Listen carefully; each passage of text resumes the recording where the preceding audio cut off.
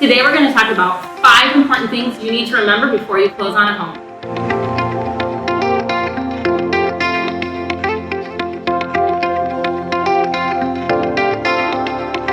In this market, one of the things that we commonly have on a contract is possession after closing, where the seller is able to stay in the home after closing. So the first thing I want to remind you to double check is your possession date as a buyer. You want to make sure that you and the agent that you're working with have the same date in mind that the seller and their agent have in mind.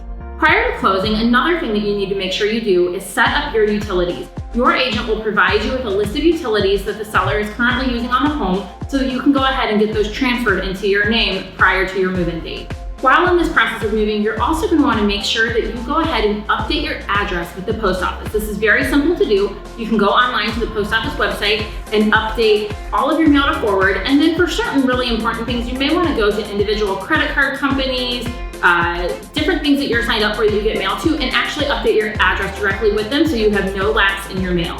Once you take possession, another thing you're going to want to keep in mind is your process for deep cleaning the home. The seller has an obligation to leave the home in broom swept condition. That's how the contracts read. However, you're going to want to go in and make sure that it's deep clean in the cabinets, the floors, everything before you move all of your items in.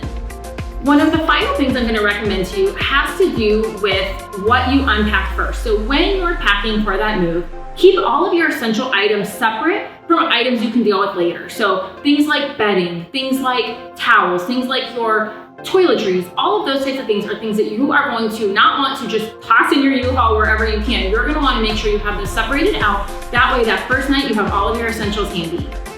Now, obviously, all of these tips are from the buyer's perspective. We will be back in a future episode of At Home with Heather, where we talk about what to do prior to closing from the seller's perspective. I hope that you enjoyed this video. We would love to know if you have any other tips. I know there are many more we can cover, so please post below so that home buyers can benefit from your knowledge as well.